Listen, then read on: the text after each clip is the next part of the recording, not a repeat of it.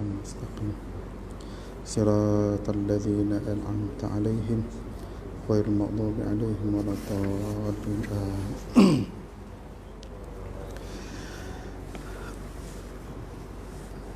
Assalamualaikum warahmatullahi wabarakatuh. Alhamdulillah rabbil alamin wa bihi nasta'in ala umuri dunya waddin. Wassalatu wassalamu ala asyrafil anbiya'i wal mursalin sayyidina Muhammad wa ala alihi wa sahbihi ajma'in. Qala rabbi shrah li sadri wa yassir li amri wahlul 'uqdatam min lisani yafqahu qawli. Subhanaka la ilma lana illa ma 'allamtana innaka antal alimul hakim. Wala haula wala quwwata illa billahil aliyyil azim. Rabbi shrah li sadri wa yassir li amri wahlul 'uqdatam min lisani yafqahu qawli. Rabbi yassir wa la tu'asir wa atamimha bil khair. Amin ya rabbal alamin. Alhamdulillah, muslimin sedang jemaah yang dimuliakan Allah. Pertama dan selamanya sama-sama kita memanjatkan, melafazkan alhamdulillah, merafakkan syukur kepada Allah Subhanahu wa taala. Pertama, Allah izin kita pada hari ini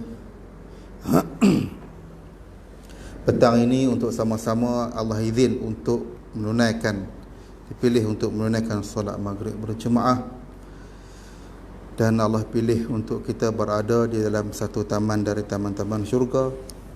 Mudah-mudahan Allah memberkati dan merahmati kita insya-Allah. Tak lupa tuan-tuan, selawat dan salam ke atas baginda Nabi sallallahu alaihi wasallam,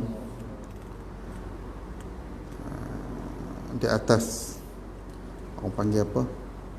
Payungan ataupun rahmat melalui baginda Nabi, maka Islam datang kepada kita hari ini, dan kita alhamdulillah dilahirkan dalam keadaan beriman dan Islam insya-Allah. Mudah-mudahan kekal sehinggalah kita dipanggil bertemu dengan Allah Subhanahu wa taala. Tuan-tuan, hari ini sejarah, kita sejarah lagi hari ini. Berapa minggu ni duk sejarah kan, sejarah pelantikan menteri baru, sejarah menteri besar baru, Melaka angkat menteri besar baru. Perak menteri besar baru mana Perak? Perak. Tunggu Kedah ya tak bila. Tapi pening tak noh, pening tak tuan, lawak-lawak main pun. Lawak-lawak main pun lah. Tapi unik lah sebenarnya. Ada keunikannya tersendiri di sebalik apa yang berlaku. Apapun kita berdoa supaya Allah memberkati kita lah insya-Allah. Cuma yang hebatnya, yang terpilih menjadi menteri agama tu lah. Itu kita respect lah. Tentu cerdik banyak lah kan. Perdana Menteri kita cerdik banyak tentu. Dia pilih orang berkecuali tapi orang hebat untuk jadi menteri agama. Selalunya menteri agama lagu tu tuan-tuan. Kalau di Mesir tu dulu ni, antara menteri agama dia dulu ni apa nama, Syu'rawi Mutawali tu bisa jadi menteri. Seorang alim, seorang ulama alim yang kaya, Syekh Syu'rawi Mutawali tu, yang pakai kepiah putih tapi dia pakai kepiah berbeza pada orang. Kita pakai kepiah kot ni, dia pakai kepiah kot tu. Tu Syekh Syu'rawi. Tuan, orang yang kulit hitam. Tapi masya-Allah, alim, kaya dan pemurah lah tuan-tuan. Antara yang dia bagi nasihat yang saya teringat, yang kita ingat tu, dia kata setiap kali minum air tu, setiap teguk itu bismillah lah. Bismillah setiap teguk. Bukan kata sekali minum kan. Setiap teguk tu bismillah, dan nak teguk bismillah sudah alhamdulillah, teguk bismillah sudah alhamdulillah. Dia kata buatlah, amallah macam tu. Dia kata insya-Allah hidup kita akan lebih diberkati. Ini tuan-tuan. Jadi itu betul-betul ataupun pesanan yang diberikan oleh alim ulama kita.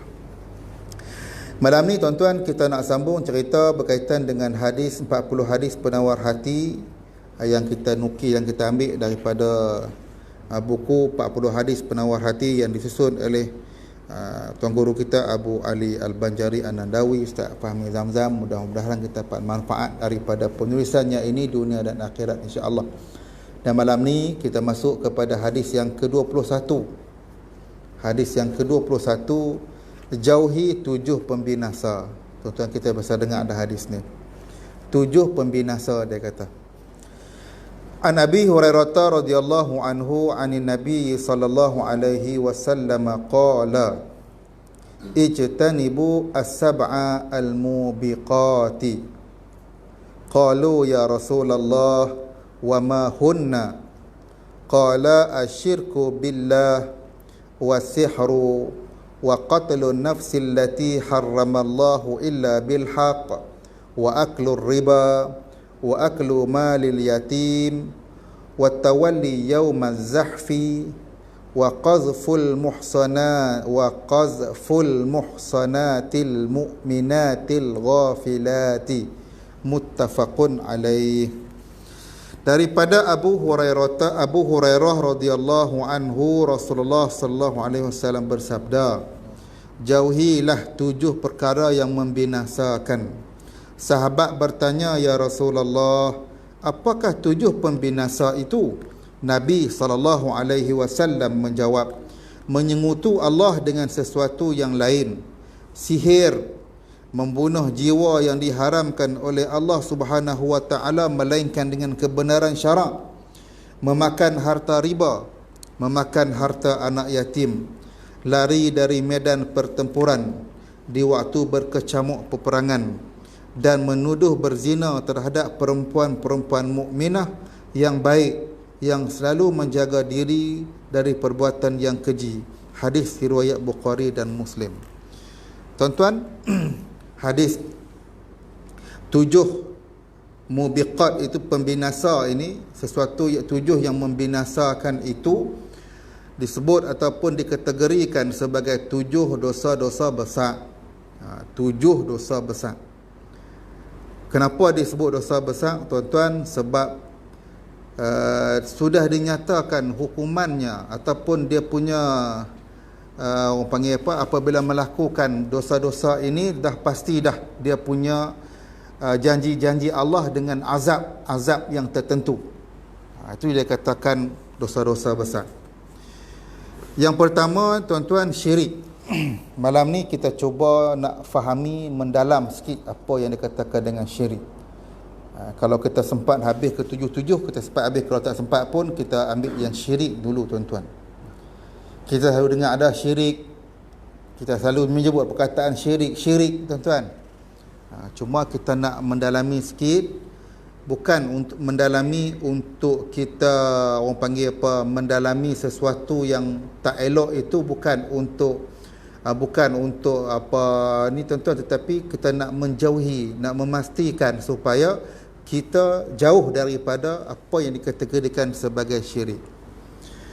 Dalam satu penulisan, tuan-tuan, Az-Zabidi dalam apa nama karangannya menyebutkan syirik di sudut bahasa itu, dia kata samalah dengan kufur. Bukan kafir, kufur. Kufur ini, tuan-tuan, kufur itu ialah mengingkari Allah Subhanahu wa taala, mengingkari pencipta. Bila kata mengingkari cipta, mengingkari Allah, mengingkari pencipta, itu kufur tu bolehlah kita nak katakan sebagai kafirnya.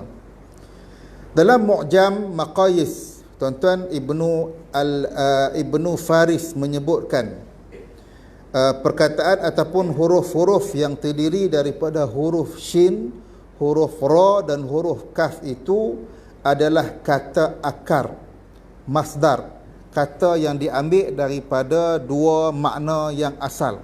Apa dia makna dia? Satu, makna syirik itu dari segi bahasanya, kata Ibnu Faris ni, penyertaan ataupun perbandingan dan lawan bagi bersendirian. Maksudnya yang dikatakan penyertaan itu apa dia? Sesuatu yang dimiliki oleh 2 orang. Satu benda, satu perkara dimiliki oleh 2 orang. Bukan satu benda asing-asing, hang satu aku satu, tak. tapi satu benda dimiliki oleh dua orang. Yang dikatakan, yang disebut dengan perkataan syaraktu fulana fi syai'in, bila aku telah menjadi sekutu baginya. Tuan-tuan, dia cerita secara mendalam sikit perbandingan, penyertaan ataupun perbandingan yang pertama yang dikatakan syirik, iaitu penyertaan, perbandingan dan berpanjangan dan juga kelurusan. Itu di sudut bahasanya. Dan di sudut istilahnya, tuan-tuan, istilahnya sudut bahasa ni, epistemologinya lah, dari segi perbincangan ilmiahnya. Di sudut istilah tu yang menjadi, yang sepatutnya kita kena perhati-hati, tuan-tuan. Sebab syirik menjadikan bagi Allah sekutu. Kita menjadikan, kita meletakkan, kita memberikan kepada Allah itu sekutu. Apa dia sekutu? Syarik. Sesuatu yang benda tu satu, tapi kita letakkan Allah dan orang lain, Allah dan makhluk lain. Itu dia katakan syirik.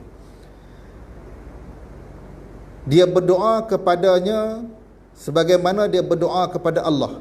Satu contoh dia bagi, berdoa kepada syarik itu, kepada yang dia menyekutukan itu, sebagaimana dia berdoa kepada Allah. Satu. Yang kedua, dia kata takut kepada tu, takut kepada yang dia syarik itu, yang dia itu macam takut dia kepada Allah. Tuan-tuan, takut sungguh-sungguh ni. Takut, beza kita takut kepada makhluk dan takut kita kepada Khalik. Takut kepada Khalik ni, tuan-tuan, takut kepada Allah. Orang bila dia takut kepada pencipta, takut kepada Allah, sikap dia, sifat dia ataupun PL dia lepas tu, dia akan cuba mendekatkan dia dengan Khaliknya, dengan Allah Subhanahu Wa Taala. Tu takut kepada Khalik. Tapi takut kepada makhluk ni, tuan-tuan, kalau kita takut dekat makhluk tu, kita sedaya upaya akan cuba lari daripada berjumpa dengan makhluk tu, menjauhkan diri kita kepada makhluk. Itu sepatutnya yang berlaku macam tu. Tapi syirik ini, dia takut kepada makhluk tu macam takut sungguh, takut kepada Allah. Jaga, kata Syekh Abdul Rahman As-Sa'idi, syirik termasuk dalam kategori syirik itu bila dia berdoa kepada makhluk, kepada yang sekutu, yang sekutu Allah itu, seperti mana dia berdoa kepada Allah. Dia takut kepada sekutu Allah itu seperti mana dia takut kepada Allah, dan dia mengharap kepada sekutu Allah tu seperti mana dia harap kepada Allah, dan dia mencintai, kata pengarang ni Syekh Abdul Rahman tu, dia kata dia mencintai sekutu Allah itu sebagaimana dia mencintai Allah. Tu dia, tuan-tuan. Dan dia melakukan kepada sekutu itu satu jenis daripada jenis-jenis ibadah yang dia buat kepada Allah. Dia beribadat, dia buat kepada hamba Allah, kepada makhluk tadi, tuan-tuan. Maka itulah yang dikatakan syirik. Artinya dia sembahlah, tuan-tuan.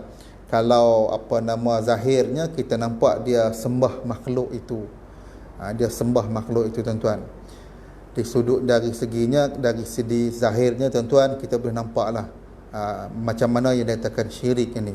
Dan syirik itu, tuan-tuan, diletakkan oleh ijma' ulama'. Bahkan di dalam kita tengok apa-apa yang berkaitan dengan dosa-dosa besar, syirik itu diletakkan sebagai dosa yang nombor satu sekali. Tuan-tuan, dosa yang paling besar, dosa besar, dosa yang paling besar, diletakkan rankingnya nombor satu. Apa dia? Syirik inilah, tuan-tuan. Sebab ada dalam kitab karangan dosa-dosa besar, Al-Kabair, karangan Imam Az-Zahabi itu, yang menyenaraikan 70 lebih dosa-dosa besar, dia tak nombor satu ni apa dia? Syirik lah, tuan-tuan. Dia letak dosa syirik itu nombor satu. Sebab Allah declare, tuan-tuan, Allah declare dalam Quran, Allah ampun dosa-dosa lain, Allah ampun. Dosa tak semayang Allah boleh ampun lagi. Dosa-dosa lain tu Allah boleh ampun. Tapi Allah kata Innallah la yaghfiru an yushraka bih. Allah tidak akan ampun dosa-dosa orang yang mensyirikkan, orang yang mempersekutukannya. Wa yaghfiru, dan Allah akan ampun maduna zalika, yang selain daripada itu, liman yasha, sesiapa yang Allah kehendaki. Artinya dosa-dosa lain Allah boleh ampun tuan-tuan, tapi dosa syirik ni tuan-tuan Allah tak akan ampun. So macam mana dia katakan Allah tak ampun ni tuan-tuan? Artinya kalaulah orang yang melakukan syirik ni tuan-tuan, dia melakukan dosa syirik ni, dia meninggal dalam keadaan dia tidak sempat bertaubat kepada Allah, tak sempat bertaubat, maka Allah tak akan ampun dosa-dosanya.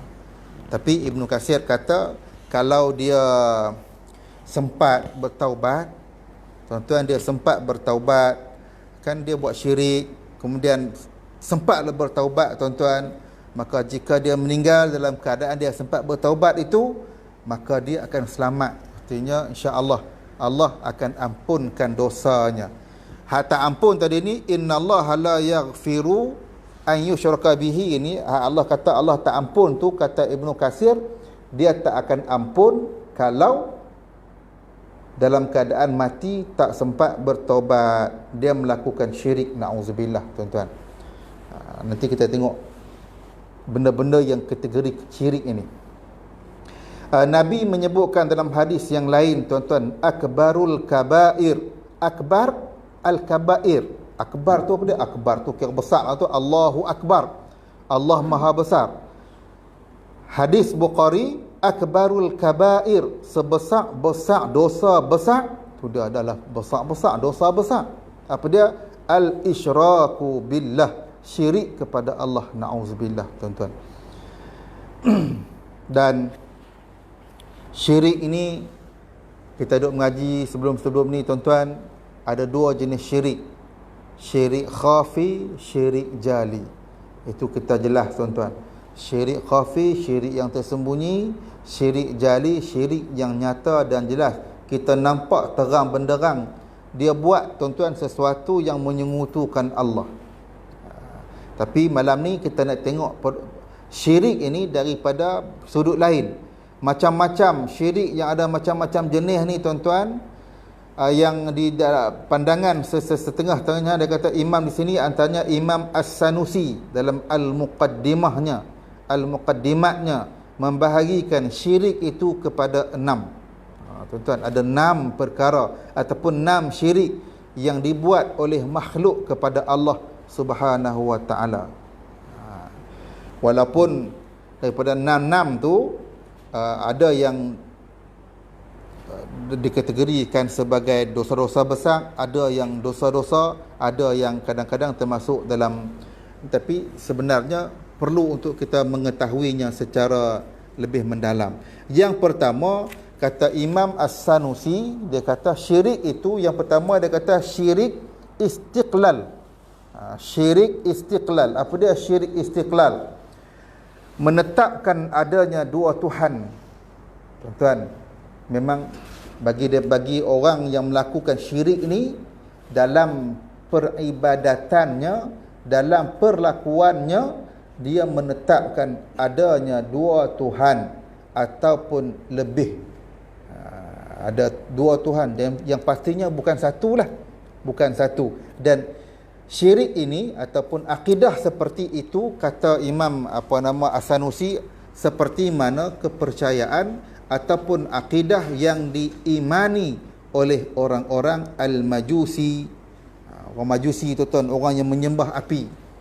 Orang yang menyembah api tuan-tuan, memang mereka kata mereka sembah api tu, sebab api tu Tuhan mereka. Tu api. Macamlah penyembah-penyembah yang lain tuan-tuan. Bukan sekadar menyembah api, tapi juga menyembah makhluk-makhluk lain selain daripada Allah. Itu kata Imam Sanusi, syirik yang mereka buat itu syirik istiqlal. Syirik memang qat'an syirik lah. Memang qat'an syirik. Yang kedua dia kata syirik ta'bid. Syirik yang berkaitan dengan ibadat ini. Syirik ta'bid ni, kata Imam Sanusi, menyatukan Tuhan daripada beberapa juzuk, beberapa Tuhan-Tuhan ni. Ada Tuhan seperti mana yang dipercayai ataupun yang diimani oleh akidah orang-orang Kristian, kata Imam Sanusi ni. Dia kata satu daripada satu tu ada tiga. Mengikut mana satu pada satu tu ada tiga pula. Trinity yang pecah kepada tiga tu. Syirik itu, kata Imam Sanusi itu, syirik itu namanya syirik ta'bid. Syirik ta'bid. Yang ketiga, syirik takrib. Qaraba. Apa dia? Beribadat kepada sesuatu selain daripada Allah, tujuan nak mendekatkan diri kepada Allah. Yang ni banyak ataupun berlaku kepada penyembah berhala. Kalau kita tanya kenapa sembah berhala, dia kata mereka akan sembah berhala tu, tetapi mereka kata menjadikan berhala ini sebagai perantara dengan kepada Tuhan yang lain. Tuan-tuan. Tetapi kalau kita tengok mereka sembah berhala kah ataupun mereka sembah Tuhan kah, tuan-tuan? Saya teringat Tok Guru Ni Aziz kata, cuba tengok ataupun cuba uji tengok, betulkah mereka sembah Tuhan ataupun mereka sembah berhala. Tuan-tuan, nak uji macam mana? Dia kata tengah-tengah mereka duk sembah tu, cuba awak lari. Dia kata tu agak-agak kan, mereka ligan tak? Mereka ligan tak? Sebab dia kata dalam soal jawab, dia kata orang Islam pun dia kata sembah batu. Orang Islam pun hala Kaabah sembah batu. Kan? Dia kata orang Islam segi ni zahirnya dia kata menyembah berhala juga. Dia kata sebab dia sembah Kaabah. Tuan-tuan, kita bukan menyembah Kaabah. Perbezaannya, kita menjadikan Kaabah itu sebagai kiblat. Artinya penyatuan, nak sembahyang hanya menghala ke arah itu, kiblat. Kalau kita duduk atas atas kenderaan sekalipun, kan, kenderaan bergerak, waktu mula kita nak sembahyang tu kita menghadap kiblat, lepas tu kenderaan bergerak tak menghadap kiblat pun dah dikira sah. Kan, tak macam depa yang sembah berhala tu. Dia kata kalau cuak lari dia punya berhala tu, depa akan ikut sembah berhala tu sampai depa digan, tuan-tuan. Berbanding dengan kita yang menjadikan kiblat itu sebagai hala ataupun sebagai kiblat, sebagai satu tempat, orang panggil pertumpuan tu, yang menunjukkan kita bukan sembah berhala, atau kita bukan sembah kiblat tu. Lagi logiknya, dia kata kalau kita menyembah kiblat itu, tentulah kalau kita semayang duduk atas kapal terbang, tentu kita kena semayang sambil menerak, kerana kiblat berada di bawah. Kan? Tapi kita semayang menghala ke arah kiblat, walaupun kita duduk 20,000 kaki di atas udara. Tapi ke mana arah kiblat, kita hala kot tu. Tu menunjuk kata kita bukan menyembah kiblat itu, tetapi kita menjadikan kiblat itu sebagai arah untuk kita menyembah Allah. Macam juga kalau kita berada di dasar laut, yang beribu kaki di dasar laut, kita semayang, kita tetap menghadap ke arah yang sama. Kita tak semayang sambil tidur. Pasal apa semayang sambil tidur? Sebab kiblat duduk kat atas, Kaabah duduk di atas, maka kita semayang sambil tidur. Tak, tuan-tuan. Kita hala tu kita menjadikan Kaabah itu sebagai kiblat. Bukan kiblat tapi Kaabah itu sebagai kiblat. Bukan kita menyembah Kaabah itu. Tetapi orang yang menyembah menjadi yang kategori syirik takrib tadi, tuan-tuan, depa sembah selain daripada Allah itu, beribadat kepada selain daripada Allah itu, meletakkan tujuan mendekatkan diri kepada Allah. Tak ada, tuan-tuan, tidak ada perantaraan dalam soal beribadat ni. Kita direct dengan Allah Subhanahu Wa Taala. Tak ada lah kita nak perantaraan itu seperti mana yang dibuat oleh orang-orang yang menyembah al-asnam, berhala, tuan-tuan. Kau ingat apa nama tu Arab, tu Arab yang kita bawa main 2 tahun lepas kot, yang main apa nama, yang main mengaji hajat Quran tu, tuan-tuan, tu Arab Mesir tu. Saya bawa pergi rumah petang tu, sebelum bawa pergi masjid, bawa pergi rumah tu. Dia keluar, dia sampai keluar kereta, dia tengok sebelah rumah saya tu kan rumah Cina. Tokong merah, hak putih, hak merah, hak putih pula, hak merah duduk depan rumah tu. Dia tanya, dah. Tanya apa tu? Kita jawab apa ni, tak tanya perkataan tu. Al-asnam. Asnam. Dia tanya, boleh nak tengok gambar, dia kata. Nak tengok gambar, sebab di Mesir tak tengok. Dia tak nak tengok lah, di Mesir tak ada, tuan-tuan. Dia pergi tengok gambar, perak. Asnam, dia kata, aku di awal marah, aku tengok asnam, berhala, dia kata. Cerita ya berhala. Itu je lah, tak ada apa dalam tu pun, tu je lah, ada Tok Kong. Mana Tok Kong tu noh? Ada rumah hak merah tu. Ada Tok Kong itu? Tak ada. Dia noh. Cuma buah limau dah lah. Buah limau. Buah limau lah tuan. Okey. Ada gambar ada ni kot, ada kecil-kecil tu kot noh, boroi tu. Tak apalah, pergi kat depan lah tu. Okey. Depa tu apa nama, memang depa menyembah itu. Tak percaya, dia kata Tok Guru Aziz kata cuba buat lari waktu depa sembah tu. Depa digan, kalau depa digan memang depa sembah tu. Kalau depa tak digan, tak apa, kita boleh percaya. Yang keempat, dia kata syirik taklid. Syirik taklid ni apa dia? Imam Sanusi kata beribadat kepada Allah kerana mengikut orang lain. Ni jaga tuan-tuan. Menyembah, beribadat kepada Allah kerana mengikut orang lain. Mengikut orang lain ni apa? Pasal ikut orang je. Taklid. Sembahyang, pasal orang sembahyang, tak ada ilmu pun berkaitan dengan sembahyang, ikut membabi buta macam tu dia katakan taklid. Na'udzubillah. Yang kelima, syirik asbab. Apa dia syirik asbab? Menyandarkan satu kesan terhadap sebab tertentu yang bersifat adat.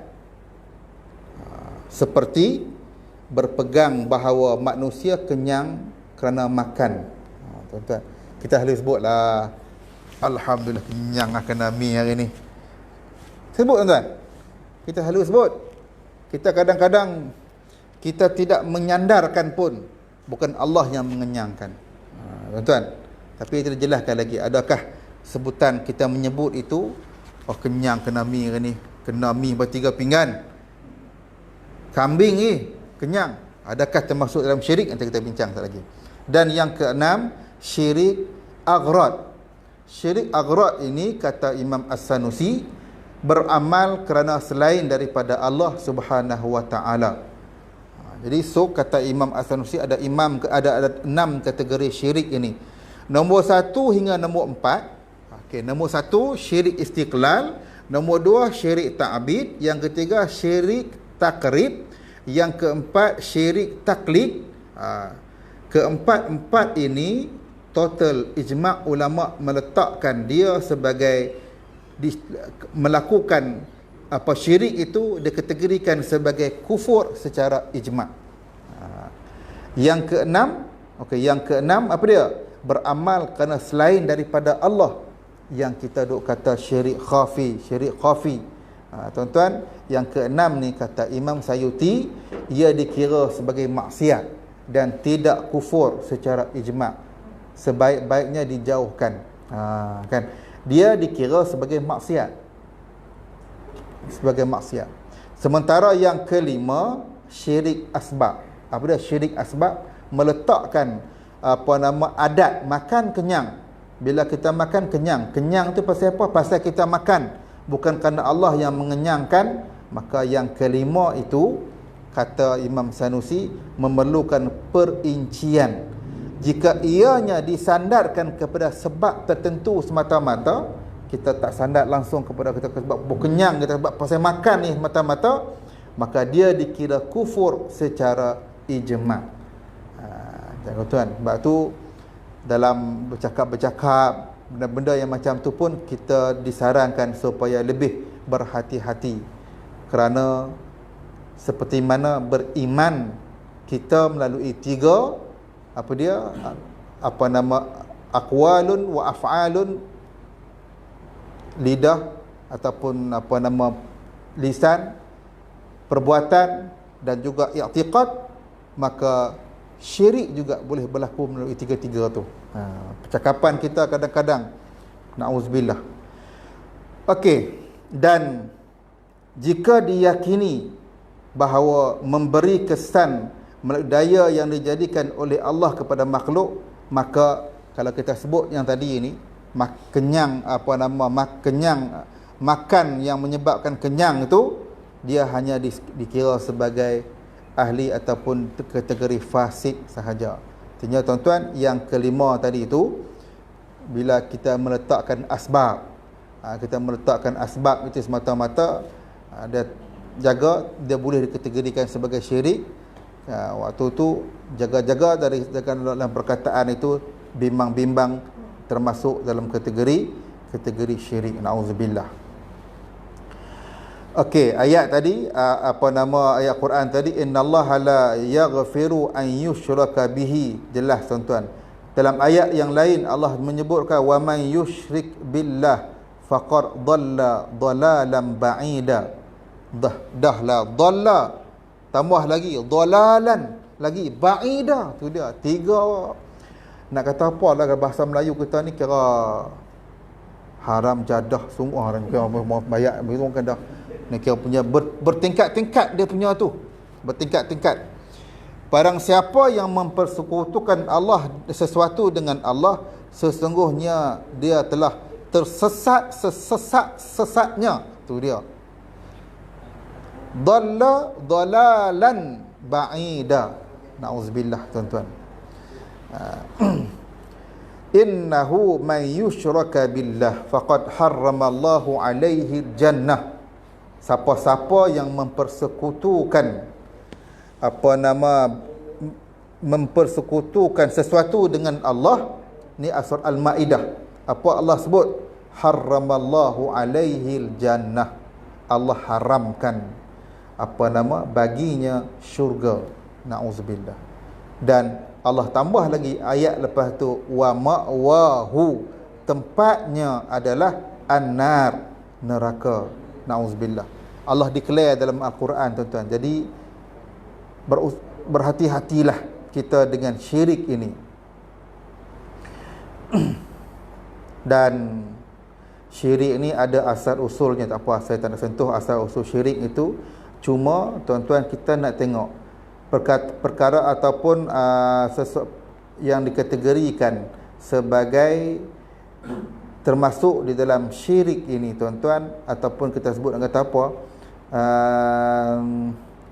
perkara-perkara ataupun perbuatan-perbuatan yang menyebabkan kita terjebak dalam syirik ini tuan-tuan. Terjebak dalam kategori syirik. Na'udzubillah. Satu, kata Imam Sanusi itu apa dia? Dia kata berdoa kepada selain daripada Allah Subhanahu wa ta'ala. Kita berdoa tuan-tuan, maksud berdoa ni kita memanjatkan doa itu kepada selain daripada Allah. Dalam satu hadis Nabi tuan-tuan, dengan satu kalimah, Nabi SAW berkata dengan satu kalimah. Abdullah bin Mas'ud kata, dan aku berkata dengan perkataan yang lain. Baginda Nabi SAW bersabda, sesiapa yang mati dalam keadaan meminta kepada selain Allah sebagai sekutu kepada Allah, dia masuk neraka. Abdullah bin Mas'ud berkata, sesiapa yang mati dalam keadaan dia tidak meminta kepada selain Allah, maka dia akan masuk syurga. Hadis Al-Bukhari. Jadi tuan-tuan, berdoa atau berminta kepada selain Allah, apakah yang dimaksudkan dengan berdoa ataupun meminta kepada selain Allah? Adakah kita minta kat kawan kita itu dalam kategori kita meminta selain pada Allah? Ataupun peminta sedekah, mai minta sedekah kat kita kata hang minta kat Allah noh, hang minta kat aku, syirik. Adakah itu dikategorikan sebagai syirik? Okey. Meminta kepada selain Allah sebagai sekutu kepada Allah bermaksud menjadikan sekutu untuk Allah, sama ada dalam doa ibadah ataupun doa masalah. Dia main pula dah perbincangan doa ibadah dan doa masalah. Apa dia doa ibadah? Contoh doa ibadat ni, doa seperti mana contohnya kita melakukan solat dan lain-lain ibadat. Bila kita melakukan solat ataupun kita melakukan ibadat lain, maka kita sedang memohon kepada Allah melalui perbuatan itu supaya Allah mengampunkan kita, menyelamatkan kita daripada azabnya, memberikan kepada kita pahala. Maka ini merupakan asal kepada solat. Bahkan di dalam solat itu sendiri mengandungi doa-doa yang dibaca. Maka itu doa ibadat. Kalau doa yang macam tu kita minta kepada selain daripada Allah, qat'i tuan-tuan, orang itu melakukan syirik kepada Allah, ataupun berdoa yang dikategorikan sebagai syirik itu berdoa kepada selain daripada Allah Subhanahu wa taala. Dan siapa-siapa yang memalingkan apa-apa sahaja daripada jenis ibadat selain kepada Allah, maka dia kufur dengan kekufuran yang akan mengeluarkannya daripada Islam. Na'udzubillah. Okey, itu doa ibadat. Doa masalah, okey, doa masalah. Doa masalah itu kata Imam Asy'ari, kata karangan ini dia menyebutkan itu bukan kesemuanya menjadi syirik apabila dipohon kepada selain daripada Allah, sebaliknya memerlukan perincian. Seandainya makhluk itu memang mampu ke atas apa yang dipohon, maka tidaklah ia menjadi syirik. Tuan-tuan, tidaklah ia menjadi syirik. Contohnya kita menyebut perkataan berilah aku minum kepada sesiapa yang mampu untuk memberi minum. Kita minta orang tu bagi minum, itu doa masalah. Maka Rasulullah pernah menyebutkan, sesiapa yang meminta kepada kalian, maka tunaikanlah permintaannya. Maka itu bukanlah kata meminta kepada selain daripada Allah dikategorikan sebagai syirik. Dia nak perincikan tuan-tuan. Bila kita sebut amalan yang boleh ataupun perkara yang termasuk dalam kategori syirik itu, berdoa ataupun meminta selain daripada Allah. Doa macam mana, minta tu macam mana. Jadi kalau kita minta kepada makhluk, minta pertolongan kepada makhluk, itu tidaklah dikategorikan sebagai syirik. Orang kaya, orang miskin diminta ke tepi jalan tu, minta bagilah rezeki, mintalah sikit, mintalah, itu bukan dia meminta kepada selain daripada Allah. Tak, tuan-tuan, itu tak dikategorikan sebagai syirik. Okey. Itu yang pertama. Yang kedua, dalam karangan ini dia menyebutkan dalam kategori sebagai syirik itu apa dia? Tangkai. Tuan-tuan, tangkal.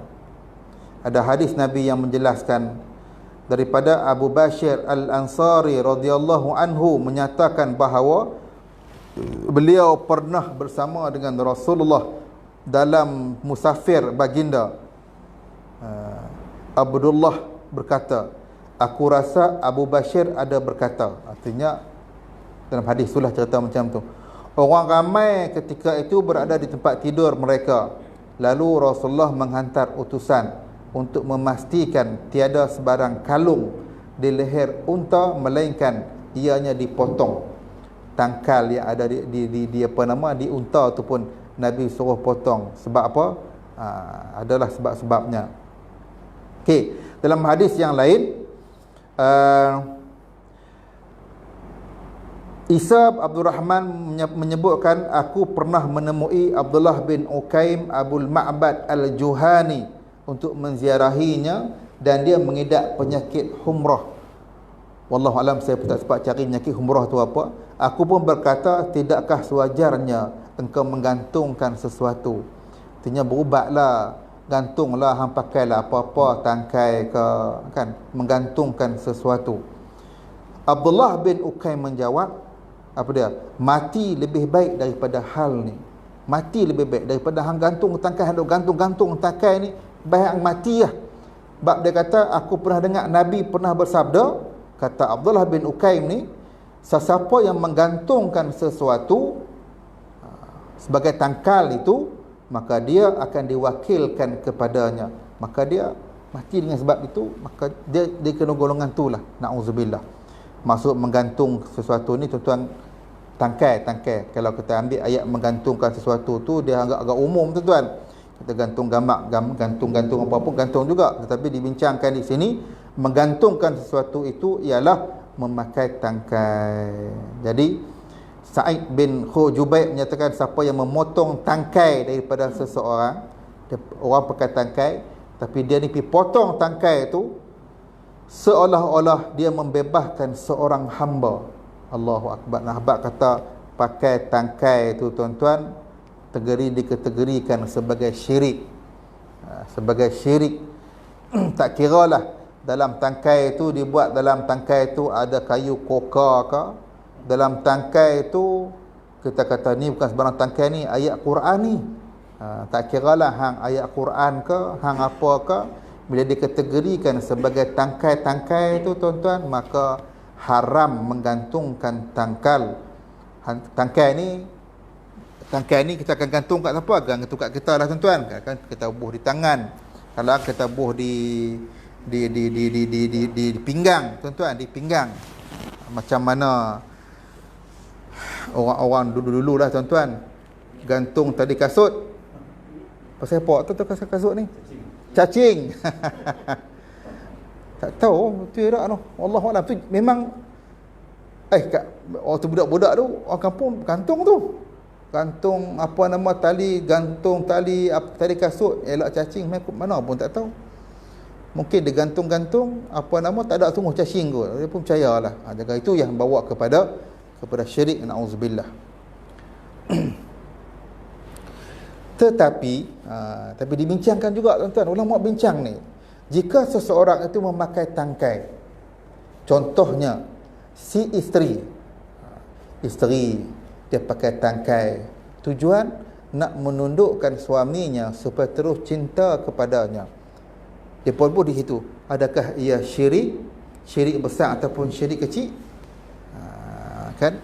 Maka Syekh Muhammad bin Saleh Al-Usmaini menyebutkan, dia kata kami berpandangan, kan ni, isteri yang pakai tangkai nak menunduk, nak tak bagi laki dia pergi kat orang lain, kan ada, wallahu alam, no comment. Tak tahulah dulu cerita dulu lah kan. Okey, Syekh Muhammad bin Saleh Al-Usmaini dia kata kami berpandangan, jika ia bergantung kepada apa yang dikehendaki oleh individu tersebut, jika dia masih berkeyakinan bahawa sebab lahirnya perasaan cinta itu adalah Allah, maka ia hanya syirik kecil. Kan dia kaitkan, walaupun dia kata dia gantung tangkai, tapi kasih sayang cinta suami dia itu tetap mai kasih Allah Subhanahu Wa Taala juga, maka Syekh ni kata itu hanya syirik kecil. Tetapi jika dia berkeyakinan bahawa nasib baiklah aku pakai tangkai ni, dengan sebab pakai tangkai ni lah laki aku tak pergi mana, laki aku sayang kat aku, maka kata Syekh Muhammad bin Saleh ni, maka itu dia kategorikan sebagai syirik besar. Syirik besar. Maka sesiapa yang memotong tangkal daripada seseorang, seolah-olah dia membebaskan seorang hamba. Maksudnya nak habaq kata orang tu bergantung kepada tangkai tu kan, bila dia gantung tu tuan-tuan, dia telah menjauhkan orang, dia potong, dia telah membebaskan orang tu daripada syirik, menjauhkannya daripada neraka Allah, maka dia disebut seolah-olah macam membebaskan seorang hamba. Okey. Yang ketiga jampi. Jampi ataupun dalam bahasa orang disebut sebagai ru'yah. Ru'yah. Adakah ru'yah ataupun ada jampi dan juga ru'yah yang bertentangan, yang dikategorikan sebagai syirik? Ada beberapa hadis-hadis yang menceritakan tentang ru'yah dan jampi ini tuan-tuan. Okey, ada 3 hadis. Kita nak baca hadis tu. Cuma saya nak rumuskan bahawa di sebalik apa yang disepakati oleh ulama atas kebolehan jampi itu ada beberapa syarat. Tuan-tuan, jampi ini ada beberapa syarat lah. Pertama, ia adalah dengan kalimah Allah. Tuan-tuan, kalimah Allah ataupun sifat-sifat Allah. Dan yang kedua, dia kata dengan bahasa Arab ataupun dengan apa yang kita tahu makna dia. Dia baca, kita tahu apa yang dia sebut. Dan yang ketiga, berkeyakinan bahawa jampi-jampian itu bukanlah ia yang berpengaruh, tetapi yang berpengaruhnya itu adalah Allah Ta'ala. Sebab itulah ruqyah tu Nabi pun jampi, tuan-tuan. Nabi pun berruqyah. Tak salah untuk kita berjampi-jampi dengan syarat 3 tadilah, tuan-tuan. Kecuali kalau kalau bomo tu entah bahasa apa-apa dia gunakan, hai mambang tanah, mambang api, mambang apa semua tu, tuan-tuan. Jampi tu tu jauhkanlah. Yang kelima, bomo. Bomo, tuan-tuan. Bomoh dia tulis ni, bomo. Sebahagian isteri-isteri Nabi menyebut sesiapa yang datang kepada bomo, dalam bahasa Arabnya man atta arrafan. Bomo ni, arrafan ni arif lah, tuan-tuan, orang yang pakar dalam bidang dia. Pakar dalam bidang dia. Tapi bukan ulama. Dia arrafan. Bomo tu lalu bertanya kepadanya sesuatu, minta pandangan bomo tu. Kata sebahagian daripada dia tulis ni, an ba'di azwajin Nabi, setengah daripada isteri-isteri Nabi menyatakan lam tuqbal lahu salatan arba'ina lailah, solatnya tidak akan diterima selama 40 hari, na'udzubillah. Tuan-tuan, jadi bomo yang macam mana? Bomo yang macam mana?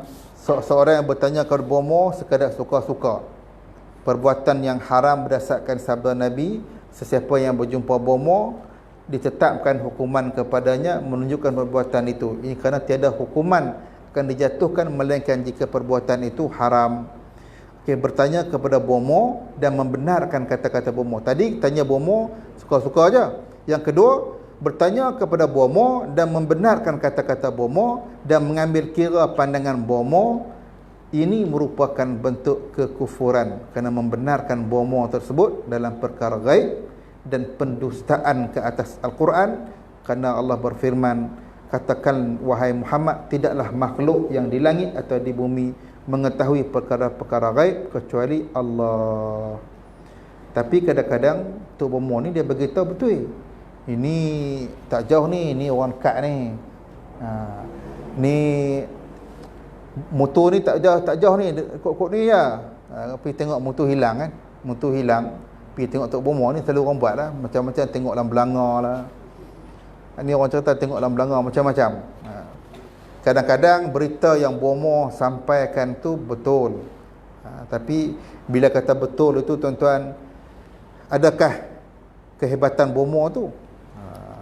Rupanya, tuan-tuan, ada satu hadis Nabi, an Aisyah radhiyallahu anha zaujan Nabi sallallahu alaihi wasallam, annaha sami'at Rasulullah sallallahu alaihi wasallam yaqulu innal malaikata tanzilu fil anani wa huwa as-sahabu fatazkurul al-amra qudiya fis sama' fatastariqu syayatinu sam'a fatasma'uhu fatuhihi ilal kuhani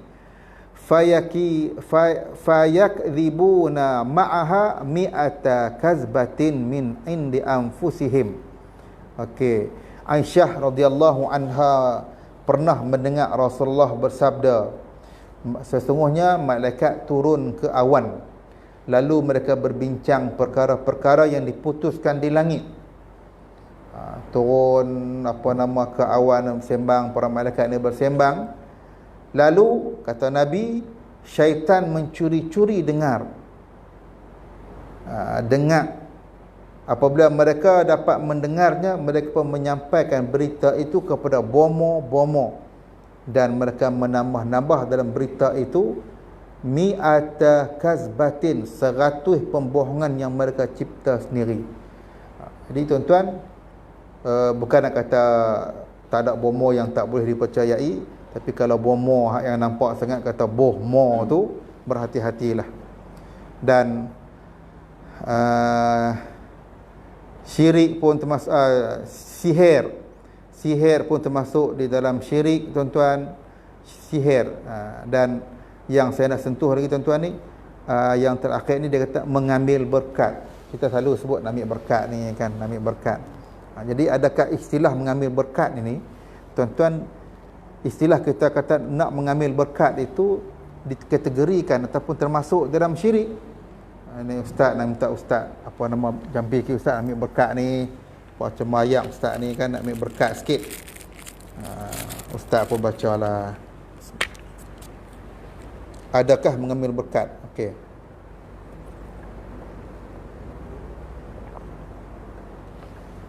Ada hadis, satu hadis Nabi, tuan-tuan. Abu Waqi' an Abi Waqid Al-Laythi. Tak apalah, saya baca makna dia.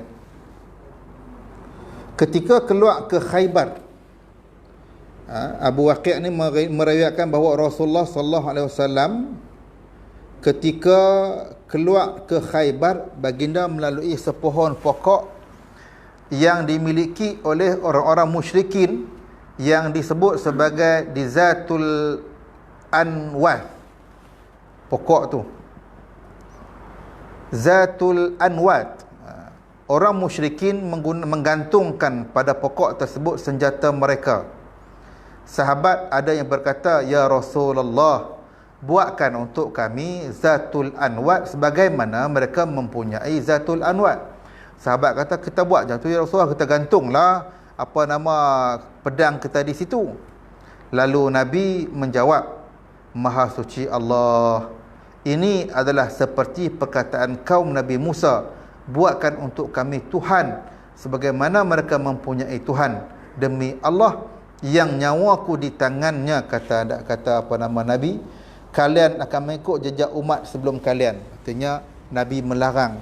Depa sahabat cadang tu, tuan-tuan, supaya nak ambil berkat daripada anwat apa nama Zatul Anwat tu, gantung senjata tu ada berkat dia. Jadi solah Nabi, lepas Nabi buat macam tu. Nabi kata itu dikategorikan sebagai syirik kerana kamu mengikut umat-umat yang terdahulu. Jadi tuan-tuan, mengambil berkat ini, dia ada berkat sesuatu, kerana kita ambil berkat, mengambil berkat dengan sesuatu yang disyariatkan seperti Al-Quran, tuan-tuan. Keberkatan Al-Quran, kita baca ayat-ayat Al-Quran untuk nak mendapatkan keberkatan, adakah kategori syirik? Tak, tuan-tuan. Allah menyelamatkan ramai umat manusia daripada kesyirikan dengan Al-Quran ini, tuan-tuan. Kita baca, nak ambil berkat ayat Quran tu, tuan-tuan, tak jadi masalah. Kan? Yang kedua, kita mengambil berkat sesuatu yang kita dapat rasai, dia kata seperti kita belajar, kita berdoa dan seumpamanya. Maka seseorang itu akan mengambil berkat dengan ilmunya, akan mengambil berkat dengan dakwahnya untuk kebaikan. Maka itu menjadi satu keberkatan kerana kita mendapat banyak kebaikan. Ya, tuan-tuan, itu dapat berkat juga tu, tak ada masalah. Dan ya, dan ada di sana dia kata barakah yang palsu yang didakwa oleh manusia dajjal, orang yang telah mati yang mereka anggap wali, memberikan barakahnya kepada manusia dan seumpamanya. Maka itu dikategorikan sebagai barakah yang palsu dan ia tidak memberi apa-apa kesan, bahkan syaitanlah yang memberikan kesan kepada urusan itu. So, nak dapatkan barakat, tuan-tuan, tengok tempat, tengok keadaan, tengok macam mana yang apa nama cara dia mengambilkan itu. Dan ada soalan, dia kata, bolehkah kita mengambil berkat dengan penyapu Kaabah, berkat ayat 7 qalah dan seumpamanya? Itu, tuan-tuan, yang orang selalu sebut. Tuan, Okey, itu yang kaitan dengan syirik billah. Jadi mudah-mudahan tuan-tuan kita cuba kita kena pastikan dalam kehidupan kita seharian ini kita jauhi benda-benda yang dikategorikan sebagai syirik itu, kerana kita takut dan kita bimbang tuan-tuan dikategorikan di dalam as-sab'u al-mubiqat, syirik tuan-tuan. InsyaAllah kita akan sambung bincang yang 6 lagi itu dalam bulan-bulan yang akan datang, insya-Allah. Yang baik itu daripada Allah, yang tidak baik itu daripada kelemahan sendirilah. Minta maaf pokok tutur bicara yang kurang menyenangkan. Assalamualaikum warahmatullahi wabarakatuh. Bismillahirrahmanirrahim. Alhamdulillahirabbil alamin. Wassalatu wassalamu ala asyrafil anbiya'i wal mursalin sayyidina Muhammad wa ala alihi wa sahbihi ajma'in. Allahumma ij'al jam'ana hadza jam'an marhuma wa tafarruquna min ba'dihi tafarruqan ma'suma. Allahumma ij'alna mimman yastami'una al-qawla fayattabi'una ahsana. Allahumma barik lana fi Rajab wa Sya'ban wa balighna Ramadan. Rabbana atina fid dunya hasanah wa fil akhirati hasanah wa qina azabannar. Wa sallallahu Muhammad wa ala alihi wa sahbihi ajma'in. Walhamdulillahi rabbil alamin. Subhanakallahumma bihamdika asyhadu an la ilaha illa anta astaghfiruka wa atubu ilaik. Bismillahirrahmanirrahim. Wal 'asri innal insana lafi khusr illa alladhina amanu wa 'amilus solihat wa tawassaw bil haqqi wa tawassaw bis sabr. Assalamualaikum warahmatullahi wabarakatuh.